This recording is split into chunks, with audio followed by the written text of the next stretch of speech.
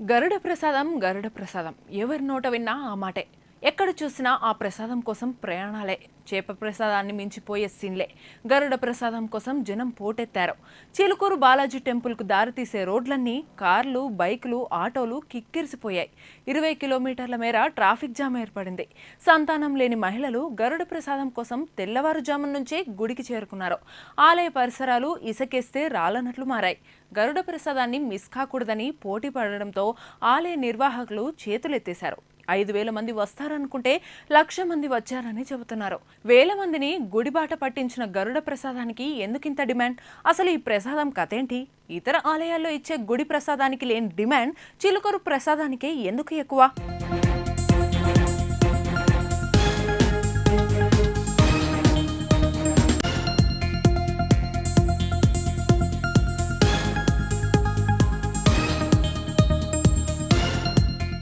చిలుకూరు బాలాజీ వీసాల దేవుడిగా అందరికీ తెలుసు. స్వామిని దర్శించుకుంటే అమెరికాకు వీసాలు త్వరగా వచ్చేస్తాయని నమ్మకం. వీఐపీల గొడవ, ఆలయ సిబ్బంది భక్తులను గుంజిపారేయడం వంటి సమస్యలు ఈ గుడిలో ఉండవు. ఆయన ప్రధాన అర్చకుడు రంగరాజన్ మీడియా సెలబ్రిటీ. దళితుడిని భుజాలపైకి ఎక్కించుకుని మునివాహన సేవ చేసి కలకలం రేపారు. ఇన్ని ప్రత్యేకతలున్న చిలుకూరు ఆలయంలో చైత్రమాసంలో గరుడ ప్రసాదాన్ని పంపిణీ చేస్తుంటారు. సంతానం లేనివారు ఈ ప్రసాదం తింటే పిల్లలు పుడతారని ఓ నమ్మకం. ప్రతి సంవత్సరం ఈ ప్రసాదాన్ని పంపిణీ చేస్తుంటారు.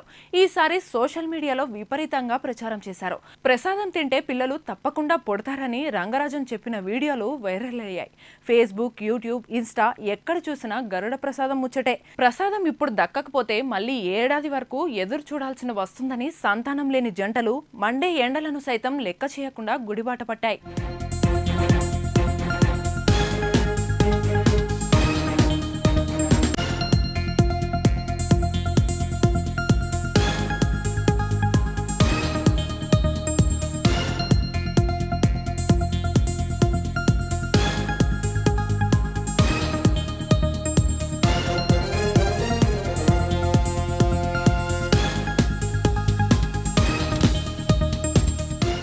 గరుడ ప్రసాదాన్ని చైత్రమాసం శుక్లపక్ష ఏకాదశి రోజున పంపిణీ చేస్తారు.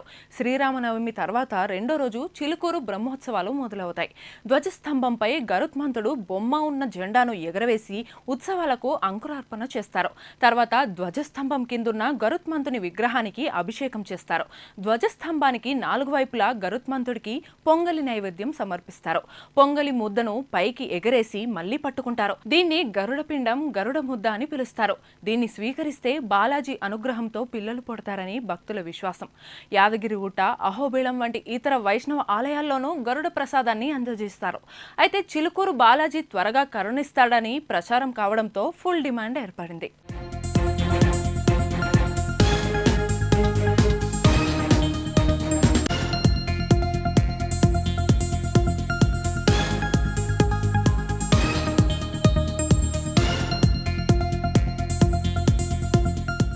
సంతానలేమి సమస్యలు ఎక్కువ కావడంతో దంపతులు ఈ ప్రసాదంపై ఆసక్తి చూపుతున్నారు. కర్ణాటక, ఏపీ, మహారాష్ట్ర వంటి ఇరుగు పొరుగు రాష్ట్రాల నుంచి కూడా తండోపతండాలుగా వచ్చేస్తున్నారు.